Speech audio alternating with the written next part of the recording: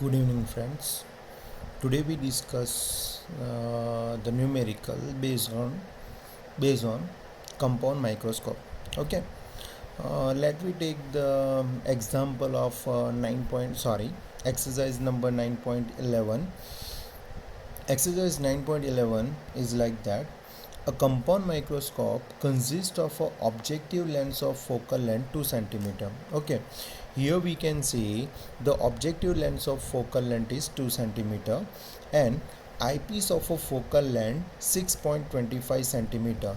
So eyepiece of a focal length that we shown 6.25 centimeter and separated by a distance of 15 centimeter. So they are separated by a distance of 15 centimeter. Now what we have to find? We have to find here how far from the object should objective should an object be placed in order to obtain the final image at the least distance of the distinct vision, that is 25 centimeter. Okay, so what we have to find અહીંયા જે છે આપણે એવું find out કરવાનું છે કે આપણો જે ઓબ્જેક્ટ છે એ ઓબ્જેક્ટિવ લેન્સથી કેટલા ડિસ્ટન્સે આપણે મૂકીએ કે જેનાથી આઈપીસથી જે ફાઇનલ ઇમેજ મળશે, આ જે આઈપીસ છે એનાથી જે આપણને ફાઇનલ ઇમેજ મળશે ઓકે એ મોસ્ટ ડિસ્ટિંગ વિઝને મળશે. મોસ્ટ ડિસ્ટિંગ વિઝન એટલે કેટલું? 25 સેન્ટીમીટરે મળશે. Okay, so first we have to find okay the distance of object from objective lens. Okay, so the image will be find at 25 centimeter okay from the eyepiece. Okay, so how we can find? So what we have the value? Okay, we have the value of fe, focal length of eyepiece, that is 6.25 centimeter. We also know the final image we can find at 25 centimeter. ને અહીંયા તમે જોઈ શકો આપણને જે image મળશે એ આપણને આ બાજુ મળશે. ઓકે, લેફ્ટ સાઈડ મળશે. લેફ્ટ સાઈડની જેટલી બી વેલ્યુ છે બરાબર એ બધી વેલ્યુ આપણે માઇનસ કન્સિડર કરીએ છીએ. ઓકે, એટલે અહીંયા તમારી ડીની વેલ્યુ બી કેટલી આવશે? -25 સેન્ટીમીટર આવશે. ઓકે, ચાલો એફઈ ને વીઈ આપણા પાસે છે તો આના પરથી આપણે યુઈ ફાઇન્ડ આઉટ કરી શકીએ. કઈ રીતે? તો આપણા પાસે લેન્સ ઇક્વેશન છે. For lens we know the equation -1/UE plus 1/VE equal to 1/FE. Okay, હવે -1/UE 1/VE ની વેલ્યુ આપણને ખબર છે -25 સેન્ટીમીટર, તો એ -25 સેન્ટીમીટર ને 1/FE ની વેલ્યુ છે 6.25 સેન્ટીમીટર, તો એની વેલ્યુ આપણે મૂકી દીધી 6.25 સેન્ટીમીટર. હવે યુઈ ફાઇન્ડ આઉટ કરવાનો છે જે લેફ્ટ સાઈડ છે, એટલે આપણે એને રાઈટ સાઈડ લઈ જઈએ ને 6.25 જે રાઈટ સાઈડ છે એને લેફ્ટ સાઈડ લઈ જઈએ. -1/UE લેફ્ટ સાઈડનું રાઈટ સાઈડ જશે તો માઇનસનું એ પ્લસ થશે. ઓકે, એ જ રીતે 6.25 જે પ્લસ છે એ લેફ્ટ સાઈડ જશે તો માઇનસ થશે. Okay, so 1/UE equal to -1/65 -1/25. હવે અહીંયા જો આપણે એલસીએમ લઈએ તો 25 અહીંયા જશે, 6.25 અહીંયા જશે ને નીચે મલ્ટીપ્લાયમાં 25 ઇન્ટુ 6.25 થશે. ઓકે, હવે એ રીતે જો આપણે જોઈએ તો અહીંયા -25, અહીંયા -6.25 અને નીચે મલ્ટીપ્લાયમાં તમને 25 ઇન્ટુ શું મળશે? 6.25 મળશે. ઓકે, હવે આ વેલ્યુ 1/UE ની છે. આ વેલ્યુ કોની છે? 1/UE ની. સપોઝ જો આપણને યુઈની વેલ્યુ જોતી હોય તો યુઈને આપણે અપર સાઈડ કરવા પડે. યુઈને જો આપણે અપર સાઈડ કરીએ તો 25 ઇન્ટુ 65 ઉપર જશે ને -25 -6.25 નીચે આવશે. ઓકે, એટલે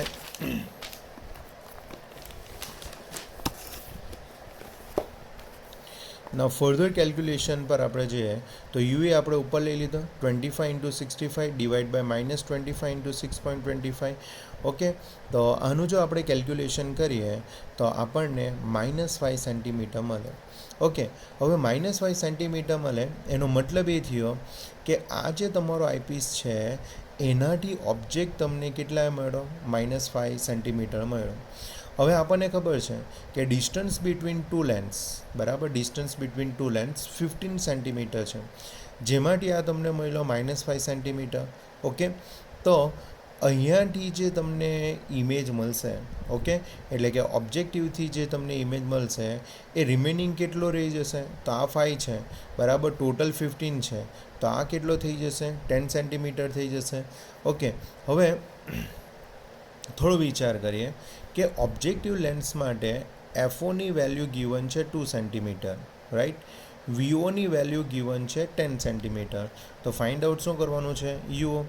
વી know lens equation -1/UO + 1/VO = 1/FO. -1/UO find out કરવાનું છે.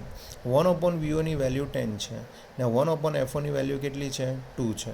ઓકે, હવે સિમિલરલી -1/UO છે બરાબર, એને આપણે રાઈટ સાઈડ લઈ જઈએ ને 1/2 ને આપણે લેફ્ટ સાઈડ લઈ જઈએ. ઓકે, ને કેલ્ક્યુલેશનમાં જો આપણે એલસીએમ લઈએ તો 2 અહીંયા આવશે, 10 આ બાજુ જશે, જોઈ શકો 2 - 10 ને નીચે મલ્ટીપ્લાઈડ હશે 10 × 2, નીચે મલ્ટીપ્લાઈડ હશે 10 × 2 = 1/UO. હવે યુઓ જો ફાઇન્ડ આઉટ કરવું હોય તો યુઓને ઉપર લાવવાનું, એટલે 10 × 2 ઉપર જશે ને 2 - 10 કાં જશે? નીચે જશે. ઓકે,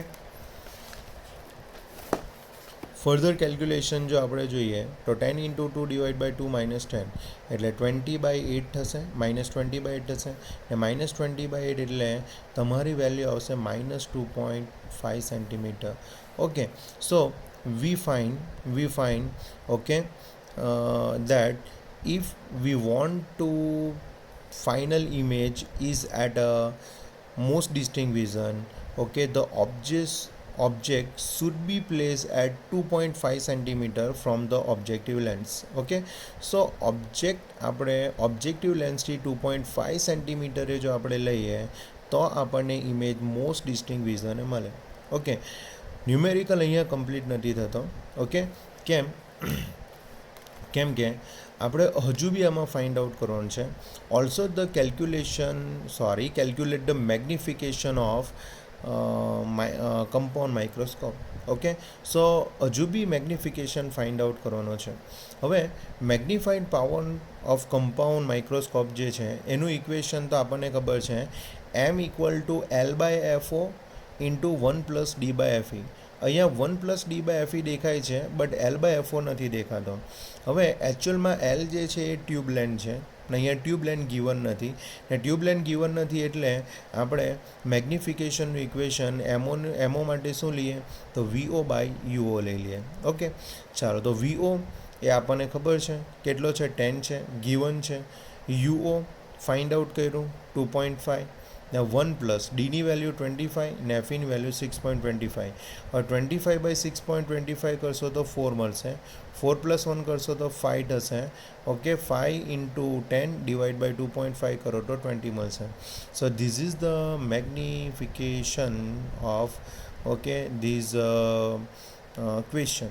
ઓકે, આનો મેગ્નિફિકેશન તમને 20 મળશે. 20 ક્યારે મળશે? જ્યારે મોસ્ટ ડિસ્ટિંગ વિઝને તમને ઇમેજ મળે ત્યારે. ઓકે, હજુ બી તમે બુકમાં જોશો બરાબર, તો આ ન્યુમેરિકલ હાફ છે. હવે આનો જો આપણે કન્ટિન્યુ જો વાત કરીએ એટલે નેક્સ્ટ પોઈન્ટની વાત કરીએ કે આના પછી નેક્સ્ટ શું ફાઇન્ડ આઉટ કરવાનું છે એ જો આપણે જોઈએ તો અહીંયા લખેલું છે કે if the final image is at infinity. Okay, હવે આપણે જે ફાઇન્ડ આઉટ કર્યું એમાં શું હતું કે ફાઇનલ ઇમેજ મોસ્ટ ડિસ્ટિંગ વિઝન એટલે કે 25 સેન્ટીમીટર હતો ને અહીંયા આપણે શું ફાઇન્ડ આઉટ કરવાનું છે કે final image is at infinity હોય તો આપણે ઓબ્જેક્ટને કાં મૂકવાનો. ઓકે, હવે ફાઇનલ ઇમેજ જો ઇન્ફિનિટી હોય તો V = ઇન્ફિનિટી થઈ જશે. એફઈ તો તમને 6.25 ગિવન જ છે, તો આના પરથી આપણે UE ફાઇન્ડ આઉટ કરી નાખીએ. ઓકે, UE ફાઇન્ડ આઉટ કરવા માટે લાસ્ટ ટાઈમની જેમ four eyepiece -1/UE + 1/V = 1/FE. -1/UE જે ફાઇન્ડ આઉટ કરવાનો છે 1/V એ તો ઇન્ફિનિટી છે = 1/6.25. હવે -1/UE 1/∞ તો 0 થઈ જશે, તો -1/UE = 1/6.25 એટલે ડાયરેક્ટલી આપણે રાઇટ ડાઉન કરી શકીએ UE = શું આવશે? -6.25 સેન્ટીમીટર આવશે. હવે તમે જોઈ શકો કે UE અહીંયાથી -6.25 સેન્ટીમીટરે છે, તો ટોટલ 15 સેન્ટીમીટર છે, તો અહીંયાથી આ ડિસ્ટન્સ કેટલું થશે? તો અહીંયાથી આ ડિસ્ટન્સ 8.75 સેન્ટીમીટર જેટલા ડિસ્ટન્સે થશે. ઓકે, એટલે 15 માઇનસ 6.25 કરશો તો તમને કેટલા મળશે? 8.75 સેન્ટીમીટર મળશે. ઓકે, આના પરથી તમને વીઓ મળ્યો. એફઓ તો આપણને ખબર જ છે. ઓકે, તો આના પરથી આપણને યુઓ મળી જશે. યુઓ માટેનું ઓબ્જેક્ટિવ લેન્સ માટેનું આપણા પાસે ઇક્વેશન જ છે, -1/UO + 1/VO = 1/FO. -1/UO 1/VOની વાત કરીએ તો 8.75 ને 1/FOની વેલ્યુ 1/2 છે. હવે અહીંયા -1/UO જે છે એને આપણે રાઈટ સાઈડ લઈ જઈએ ને 1/2 ને આપણે લેફ્ટ સાઈડ લઈ જઈએ. જો -1/UO ને આપણે જો રાઈટ સાઈડ લઈ જઈએ તો એ પ્લસ થશે ને 1/2 ને જો આપણે લેફ્ટ સાઈડ લઈ જઈએ તો એ માઇનસ થશે. Okay,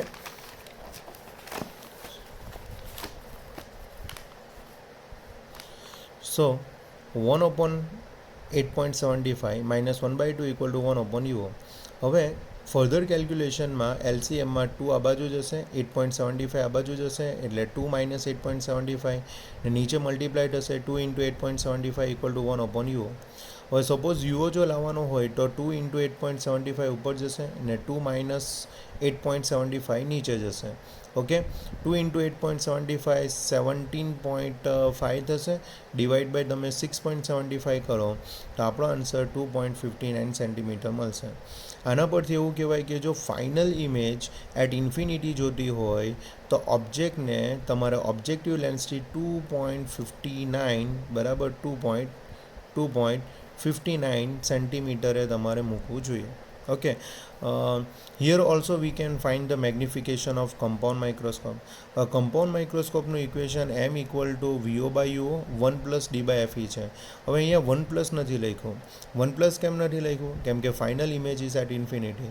final image is at infinity હોય તો આપણે 1 + લખતા નથી, બરાબર, ઓનલી D/FE લખીએ છીએ.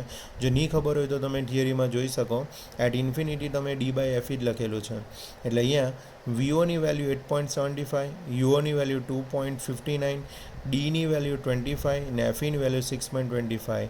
આ બધી વેલ્યુ મૂકો તો તમારો આન્સર 13.51 થાય. ઓકે, સો આ રીતે તમારો 1 ન્યુમેરિકલ કમ્પ્લીટ થાય. I hope you can understand this way. Okay, નહીં ખબર પડે તો બોર્ડ થ્રુ એક્સપ્લેનેશન કરવાની ટ્રાય કરીશ.